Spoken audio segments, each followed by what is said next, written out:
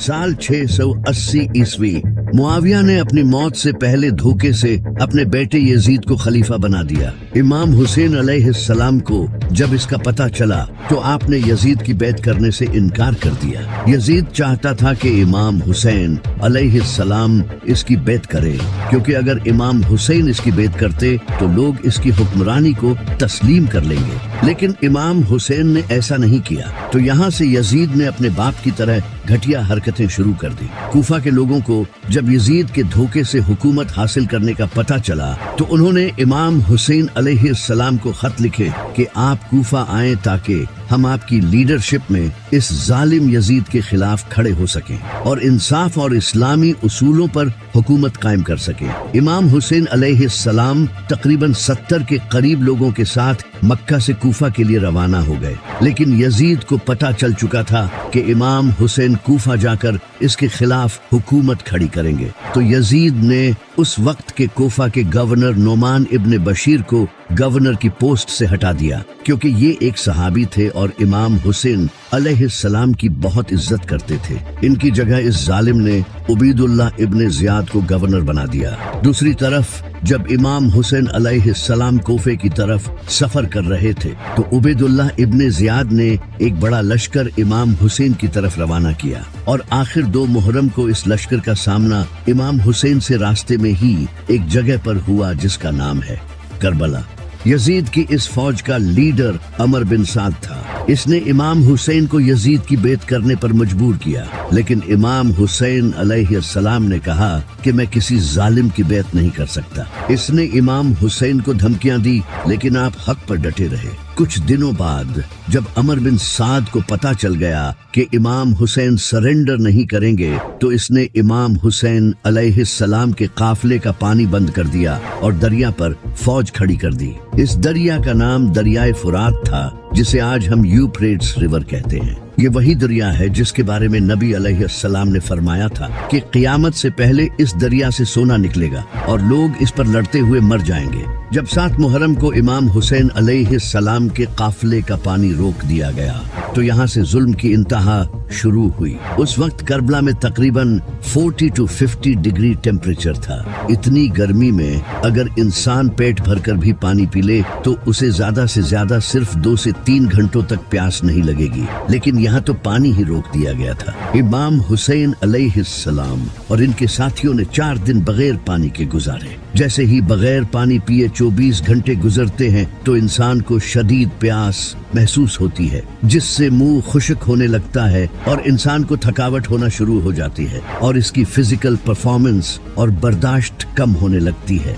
2 दिन बाद प्यास और ज्यादा बढ़ जाएगी और मुंह पूरी तरह से खुश्क हो जाएगा और स्किन भी ड्राई और बहुत कम इलास्टिक हो जाएगी। अब बॉडी बार बार पानी पीने का सिग्नल देगी। उस वक्त माइंड में सिवाय पानी के दूसरा ख्याल नहीं आएगा। इसके अलावा हल्कापन, चक्कर आना, उलझन होना, ये सब शुरू हो जाएगा, जिससे ब्लड वॉल्यूम और प्रेशर कम होने लगेगा। हार्ट बीट बढ़ने लगेगी ताकि ब्लड प्रेशर मेंटेन रह सके। 3 दिन बाद अब प्यास की कोई इंतहा नहीं होगी। ब्रेन काम करना कम हो जाएगा, उलझन होने लगेगी, मसल्स और सर में शदीद दर्द होगा, आंखें धंस जाएंगी और स्किन और भी ड्राई और झुर्रियों वाली हो जाएगी। जिस्म तेजी से सांस लेगा ताकि ब्लड वॉल्यूम कॉम्पेंसेट कर सके।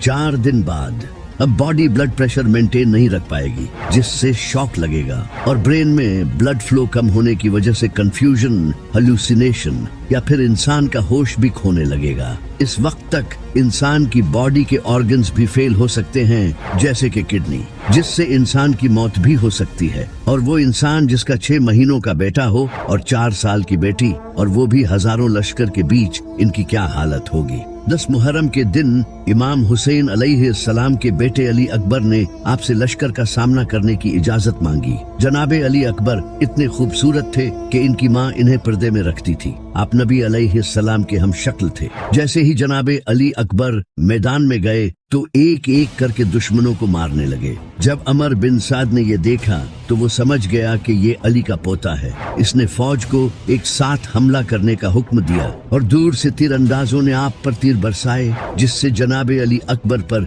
हर तरफ से हमला होने लगा और आप शहीद हो गए। जब इमाम हुसैन अलैहिस्सलाम जनाबे अली अकबर के पास आए तो आपने अली अकबर को देखकर कहा कि काश आज हजरत इब्राहिम अलैहिस्सलाम मेरे सामने होते, मैं उन्हें बताता कि आपने तो अपना एक बेटा कुर्बान किया था जबकि आपकी आंखों पर पट्टी बंधी थी, लेकिन देखें मैं किस तरह अपने बेटे कुर्बान कर रहा हूँ। जनाबे अली अकबर की शहादत के बाद इमाम हुसैन अपने दूसरे बेटे अली असगर को हाथ में उठाकर यजीदी लश्कर के पास गए और कहने लगे कि मेरे लिए न सही लेकिन कम से कम इस बच्चे के लिए तो पानी दे दो। लेकिन एक घटिया जालिम ने गले में तीर मारकर जनाबे अली असगर को शहीद कर दिया। इस तरह इमाम हुसैन के दोनों बेटे अली अकबर और अली असगर शहीद हो गए, जिनके नाम आपने अपने बाबा अली के नाम पर रखे थे। अब इमाम हुसैन अलैहिस्सलाम के काफिले को पानी पिए 4 दिन हो चुके थे, तो इमाम अली अलैहिस्सलाम के बहादुर बेटे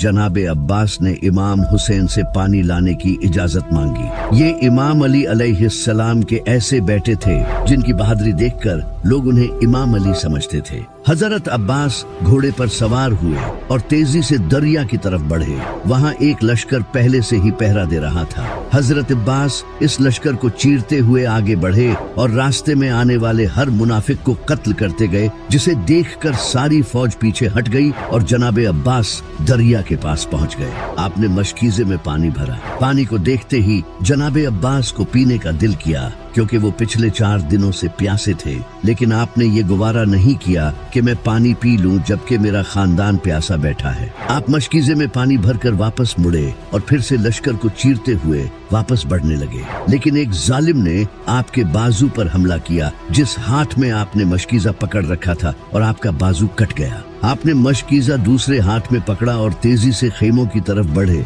लेकिन आपका दूसरा बाजू भी कट गया। फिर आपने दांत से मशकीजा पकड़ा, लेकिन अफसोस आपके सर पर जालिमों ने तीर मारा, जिससे मशकीजे का सारा पानी बह गया। इमाम हुसैन जनाबे अब्बास के पास आए तो जनाबे अब्बास ने कहा, भाई मुझे माफ कर दें, मैं आपके लिए पानी न ला सका, और ये कहते ही आप शहीद हो गए। इमाम हुसैन अलैहिस्सलाम इतनी सख्त हालत में एक के बाद एक करके अपने प्यारों के जिस्म दफना रहे थे, और अब वो वक्त आ गया था जब ये शेर अकेला यजीदी लश्कर के सामने आया। इमाम हुसैन अलैहिस्सलाम के जिस्म पर जख्म थे और प्यास की शिद्दत में पूरी तरह टूट चुके थे। आपके हाथ में एक तलवार थी जिसका नाम था जुल्फिकार, वही तलवार जो पहले नबी अलैहिस्सलाम के पास थी, वही तलवार जो इमाम अली के पास थी, और अब यही तलवार इमाम हुसैन के पास थी। इमाम हुसैन तेजी से लश्कर की तरफ बढ़े और पूरा लश्कर चीरते गए। एक के बाद एक जालिम मरते गए। 4 दिन का प्यासा शेर इतनी बहादुरी से लड़ रहा था। जब अमर बिन साद ने ये देखा तो इसने कहा, ये अली का बेटा है, इससे दूर रहो और तीरों से इस पर हमला करो। पूरे लश्कर ने इमाम हुसैन अलैहिस्सलाम पर तीर बरसाए और आपका जिस्म मुबारक तीरों से भर गया। इमाम हुसैन अलैहिस्सलाम जमीन पर गिरे और अल्लाह के सामने आखिरी सजदा किया और शहीद हो गए। एक बुक है जिसका नाम है एंग्लो सैक्सन क्रॉनिकल।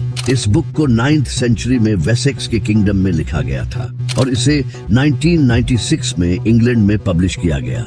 इसमें हजरत ईसा अलैहिस्सलाम के दौर से लेकर ब्रिटेन में होने वाले तमाम इम्पोर्टेंट इंसिडेंट्स को लिखा गया है। इसी बुक के पेज नंबर 38 में एक अजीब सा वाकया लिखा है जो कि साल 685 ईस्वी में हुआ था। इस किताब में लिखा है कि इस साल आसमान से इतना खून बरसा कि दूध और मक्खन तक खून में बदल गए। लेकिन आखिर इसके पीछे की वजह क्या है और ये क्यों हुआ था? इस किताब में लिखा है कि ये वाकया साल 685 ईस्वी में हुआ था। अगर इस्लामी कैलेंडर के हिसाब से देखा जाए तो ये इमाम हुसैन अलैहिस्सलाम की शहादत के बाद का टाइम है, और इसी साल ब्रिटेन में खून की बारिश हुई। इतनी बारिश के दूध और मक्खन तक खून में बदल गए। आसमान भी हुसैन के गम में खून के आंसू रोया था। इस वाकये का जिक्र सिर्फ इसी किताब में नहीं बल्कि इसके अलावा भी कई और ऐसी किताबें हैं जिनसे ये पता चलता है कि इमाम हुसैन की शहादत के बाद आसमान से खून बरसा था। जैसा कि सुन्नियों की इन सारी किताबों में ये लिखा है कि ऐसा कोई पत्थर नहीं नहीं था जिसे उठाया गया और उसके नीचे खून न मिला। कई हिस्टोरियंस ने भी कहा है कि फलस्तीन में बैतुल मक़दस में भी जिस पत्थर को उठाया जाता उसके नीचे खून मिलता और लगातार 3 दिन तक सूरज ग्रहण हुआ। इसके अलावा इब्ने हजर जो कि इस्लाम के बहुत बड़े स्कॉलर हैं, उन्होंने बहुत सी अहादीस लिखी हैं। उन्होंने एक हदीस लिखी थी जिसमें एक औरत नादरा अल अज़दिया जो कि इमाम हुसैन की हम उम्र थी, उन्होंने कहा कि जब हुसैन को शहीद किया गया तो आसमान से इतना खून बरसा कि अगली सुबह हमने देखा कि हमारे कुएं और बर्तन खून से भरे हुए थे। इन सब के अलावा भी कई किताबों में आसमान के रोने का जिक्र हुआ है। इन किताबों के नाम आप स्क्रीन पर देख सकते हैं। इन सब किताबों में ये लिखा है कि इमाम हुसैन की शहादत के दिन आसमान लाल हो गया था और कई दिनों तक लाल रहा। इमाम हसन अलैहिस्सलाम ने फरमाया था कि जब आसमान लाल होता है तो वो रोता है। लेकिन इमाम हुसैन की शहादत का असर सिर्फ आसमान पर ही नहीं हुआ, इसके अलावा भी जानवरों और जिनों तक पर इसका असर हुआ है। एक हदीस है जिसमें नबी अलैहिस्सलाम की बीवी उम्मुल मोमिनीन उम्मे सलमा बयान करती हैं कि मैंने अपने कानों से जिनों को इमाम हुसैन की शहादत पर मातम करते सुना है। जिनों तक को इमाम हुसैन अलैहिस्सलाम की